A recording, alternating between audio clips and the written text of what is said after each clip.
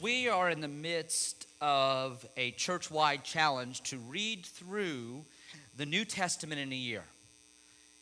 And if you haven't jumped on or you're just visiting and you'd like to be part of that, we would love for you to join us. We send out the reading through our email, on Facebook, and then the reading to read is also on the bulletin. And right now, if you're doing the challenge with us, the plan has us reading through the book of Revelation. Revelation is the last book of the Bible. And what the plan did, it started us off reading the writings of the Apostle John. And this last book, this book of Revelation, is a written record of a vision that John sees, a dream that he is given, and he writes it down. And as you read through it, it is confusing, weird. It's just graphic. I mean, it's just odd. But when you read through it, you need to know a few things. First off, John himself didn't fully understand what he was reading. You need to understand that. He was just writing down what he saw. Second, biblical scholars, guys really, really smart, they don't know everything that's being written about. And as you read through it, here is what I hope that you can kind of keep in your mind. At the end, as you're reading through this, what it tells us is that Jesus wins. Satan loses. Best to be on Jesus' team. Right? That's the book of Revelation. And so as you read through that, you keep that in mind. And that point about being on Jesus' team, that it's better to be with him, is really illustrated in Revelation chapter 8. Revelation chapter 8. I want to just kind of give you an overview of what goes on in the book before we get to that point. Maybe it can help if you're reading through it and trying to understand that. The first 3 chapters of the book is Jesus' words to 7 churches. And as you read it, I hope that you looked at that and you just thought, how does that apply to our church? What are some things that we need to make sure we don't do, and what are some things we need to make sure we're doing? And then you have chapters 4 and 5, where the veil of heaven is kind of pulled back, and John gets to look into heaven and what's it like, and how God is worshipped. And then it backs up. It's kind of like how a movie starts, where you see the end of the movie, right? You've seen movies like that, and you have the end, and then it says, 1 year before. They back up, right? So that's kind of what's happening here with 4 and 5. You get to see what heaven is like, and then it backs up and says, before that, here's what takes place. And it starts with chapter 6.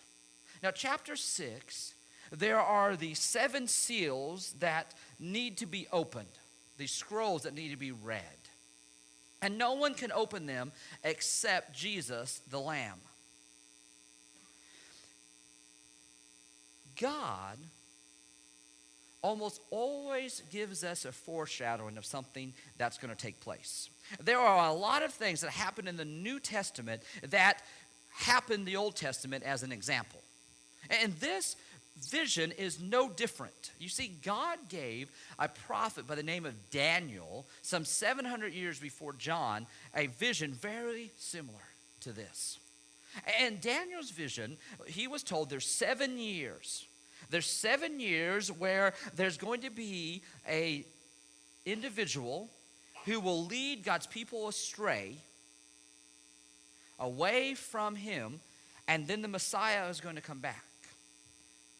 Now that 7 years can be taken and it can be applied to the book of Revelation.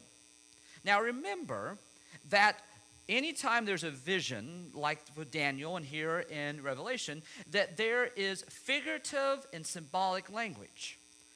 Daniel's told about 7 years. Now that could be an exact 7 years, a literal 7 years, or it could be a figure of time. Anytime you see the number 7 in the Bible, It represents fullness, completeness. God created the world, right? 6 days, and he rested on the seventh, as in it was completed. It was finished. And so if you take this 7 years that Daniel talks about, you can apply that to the book of Revelation. The first 3.5 years is covered from chapters 6 to 10. What takes place in Revelation chapter 6 to chapter 10 takes place in the first half of those 7 years.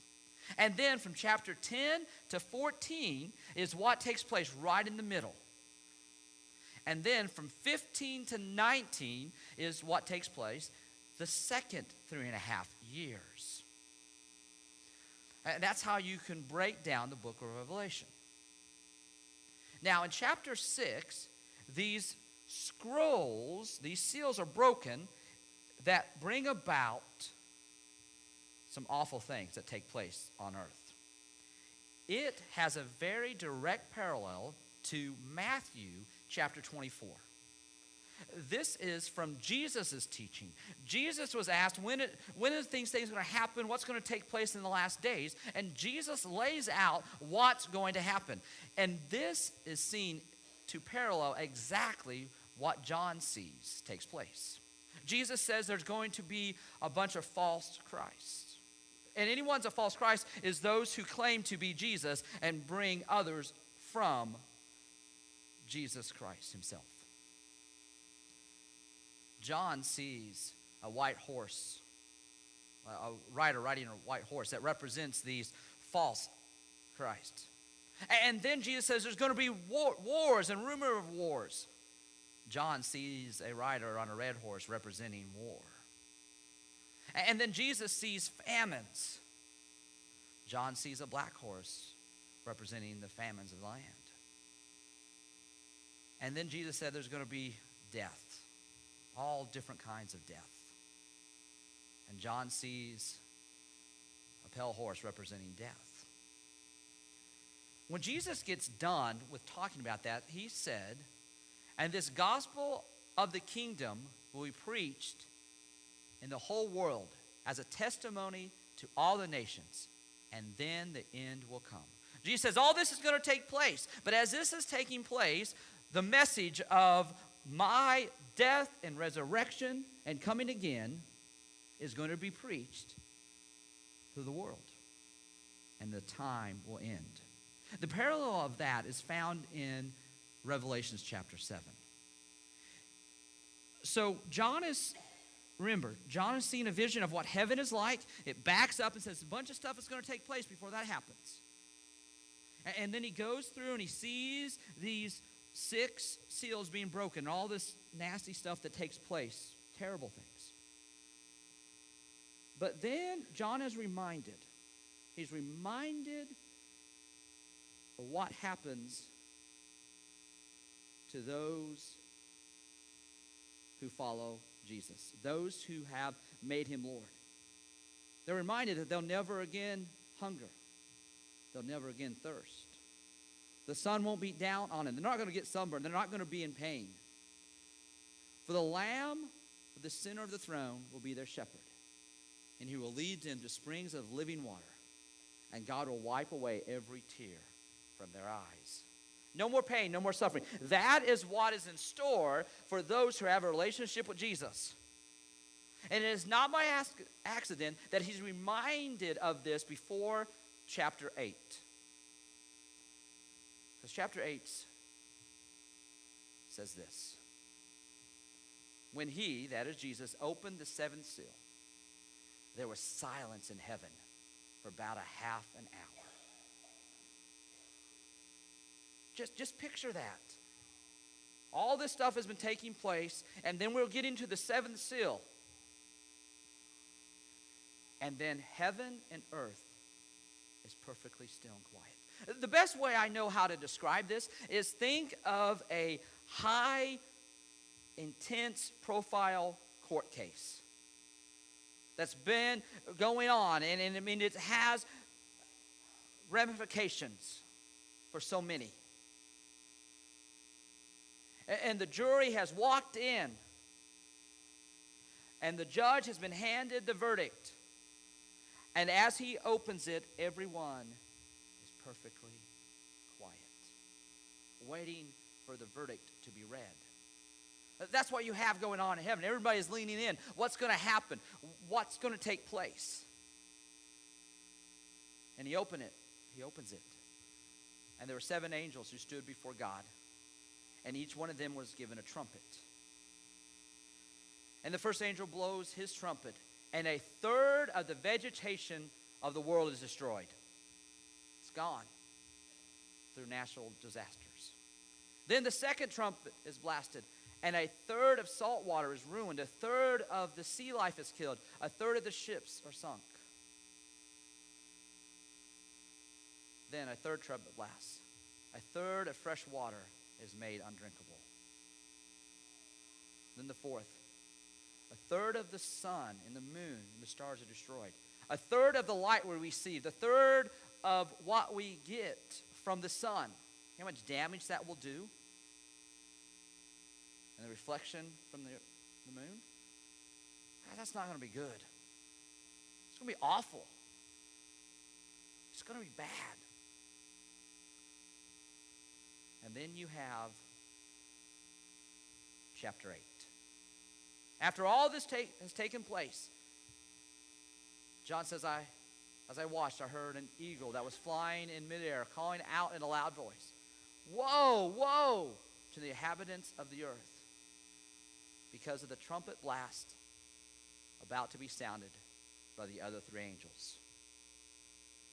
Now, the symbolism here is that this announcement of 3 woes, is that everybody is going to recognize it. It's going to be broadcast. It's going to catch their attention. God is giving people a warning. You see, God allowed these disasters to start taking place in hopes that people would turn to him, that they would recognize they needed him. They couldn't do it on their own. You know, sometimes it's how can a loving God allow suffering? How can a loving God allow all this bad stuff to happen? Well, we live in a fallen world. This was not God's plan. Remember what was reminded in chapter 7? What does people of God have to look forward to? No suffering, no tears, no pain.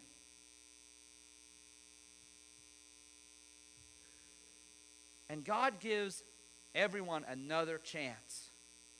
There's another chance to be with him before the worst. I mean, some bad stuff's happened, but it's going to get even worse.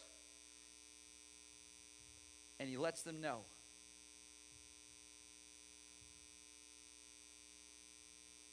You see, a woe, in biblical terms, is a prophetic pronouncement of the coming judgment of God. Anytime that is mentioned, anytime you see that in Scripture, it's saying God is going to bring judgment. God is going to bring accountability. You know, we kind of question sometimes, or maybe you don't, but I do. How can evil succeed? How come the bad guys get away with so much? It's not right. It's not fair.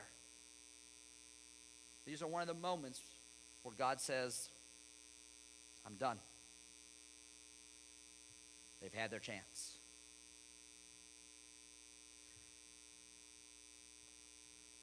The 5th trumpet, the first woe, was found in chapter 9, verse 12. You could read it later. The second one is found in 11:14. And the third is not directly stated, but it is assumed you can pick up on it in chapter 12, verse 12. The title of the sermon today was Avoid the Woe. So how do we avoid suffering through these 3 things? Well, you avoid them by having a relationship with Jesus. As I said earlier, in the Old Testament, there are foreshadowings of stuff that takes place in the New Testament. And this account is no different. In the Old Testament, we have the Israelites who were in slavery in Egypt. And God sends plagues on the Egyptians against their gods to show that he was a true God. The first number of plagues, the Israelites were affected as well. God's chosen people, the people he was going to rescue, they suffered a number of the plagues. But then there was a point. There was a point where it says that God made a distinction between those in Goshen, that was his people, and the rest of Egypt. The worst of the plagues, God's people were spared from. It was noticeable. As you read through the book of Revelation, you will see that starting with the woes, God's people are not afflicted. They've had to suffer through the rest. We will, as God's followers, still suffer when a third of the vegetation is wiped out, a third of fresh water, a third of the salt water. We're going to suffer through that. But we're spared the worst. Biblical scholars across the board all agree on that. And so do I. It's the way I understand reading through Revelation. Now, here is where the debate is. Here is where it's different. How they interpret, how are the Christians spared during this? And there are two main interpretations. The first interpretation is the teaching, the idea of what's called the rapture, that God's people will be removed and will not have to physically suffer through that. The other interpretation is, much like the Israelites were still in Egypt, God will physically protect them. You will be able to see the difference. And if you'd like to discuss that and talk about that, you can get with me. Mr. Freddie's a good one. He studied a lot in Revelation, does a great class on that. So we can talk about that. But the point is, the truth of the matter is, the point I want you to understand is that God's children, those of us in a relationship with Jesus, will be spared the worst. That's good news. It's good news. Bad news that we have to suffer through the rest of this. It's good news to know that we're going to be spared the worst. Why would John write this down? Why did God have John write this down? Well, I think it's to help us knowing that the suffering will end. And heaven will be amazing. How bad it's going to get here, it's going to make heaven look so much better. I think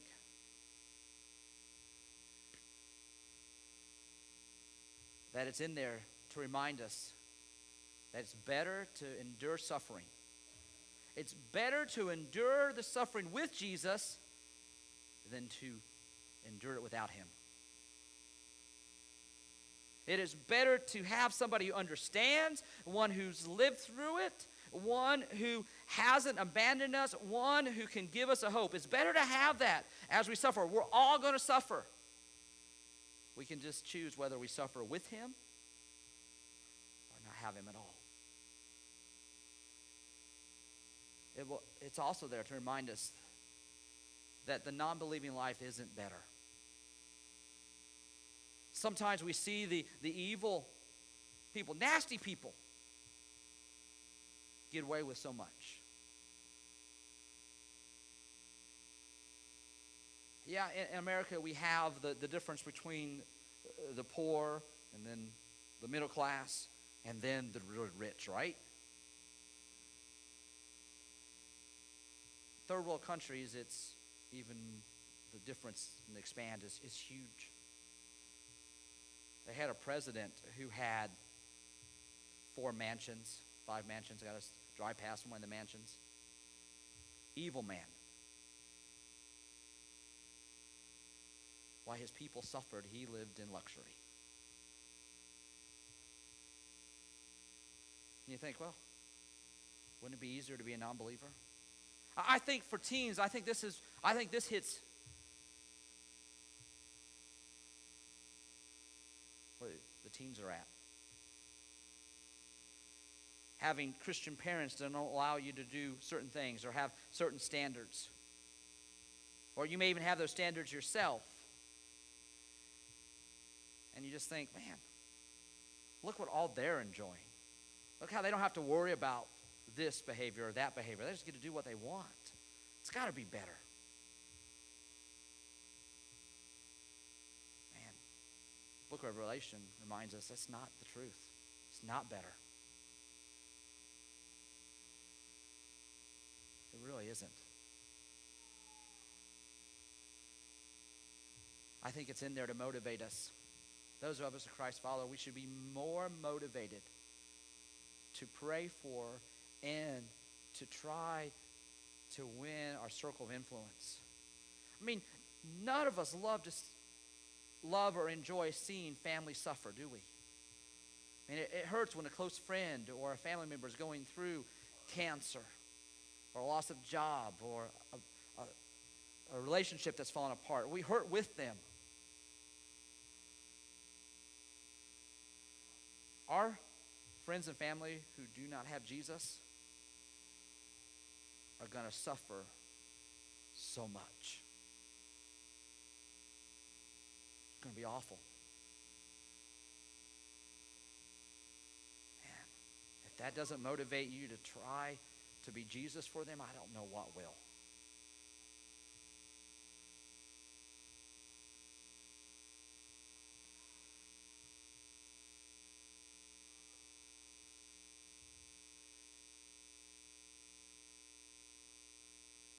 God doesn't want anyone to suffer.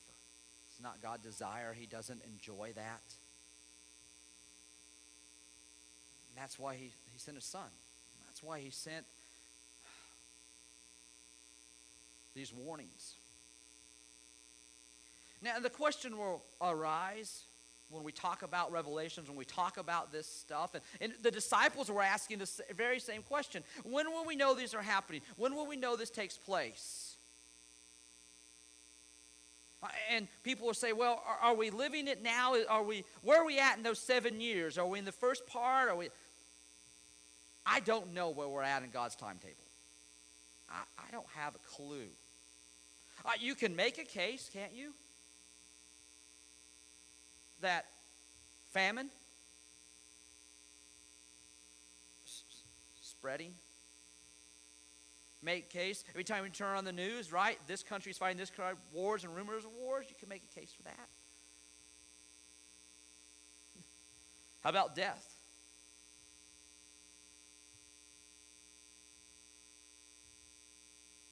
This coronavirus, all right?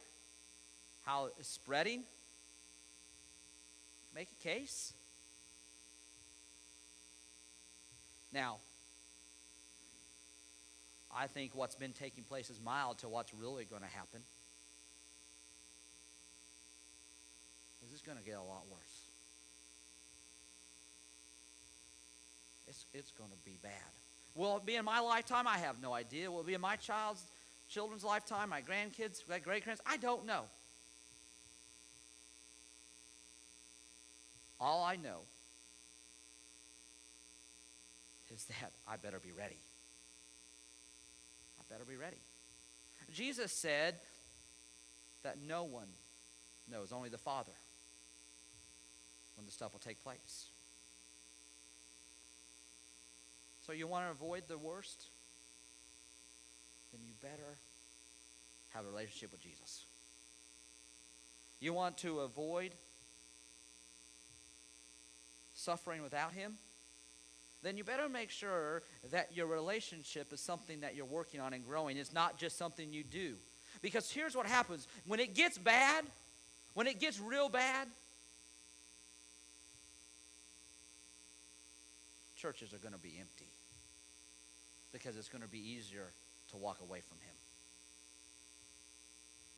And if you don't have a real relationship,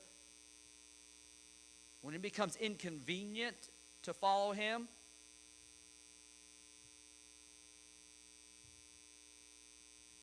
really easy to walk away.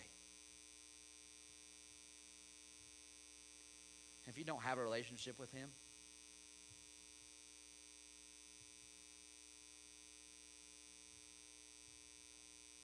it's going to be bad. It's going to be bad. Jesus said, hey, you don't take my word for it. You may not believe that the Bible is what it says is true. That's your choice. You have to wrestle with that. But be careful calling Jesus a liar. Be careful with that.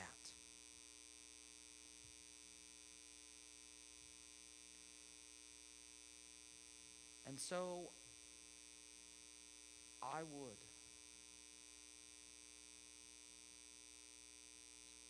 would plead with you.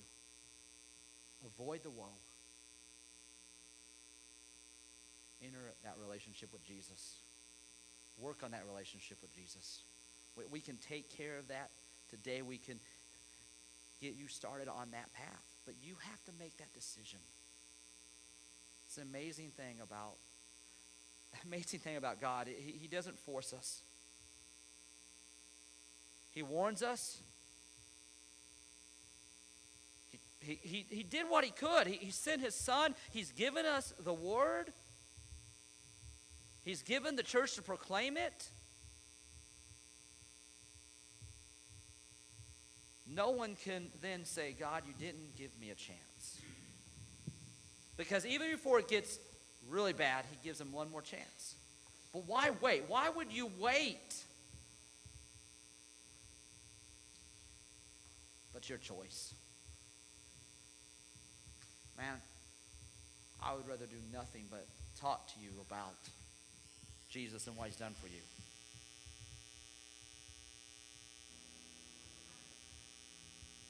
I would, no greater joy than to help walk beside you as you start that journey with him. Because I don't want to see any of you suffer. I have a better understanding of what suffering is like. This middle-class American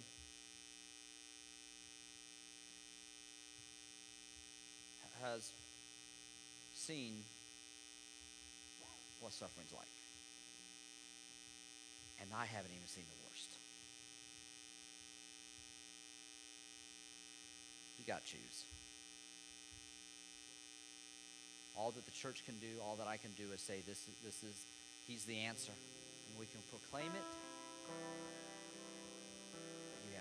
You have to. So it's up to you whether or not you're going to avoid the woe. The choice is yours.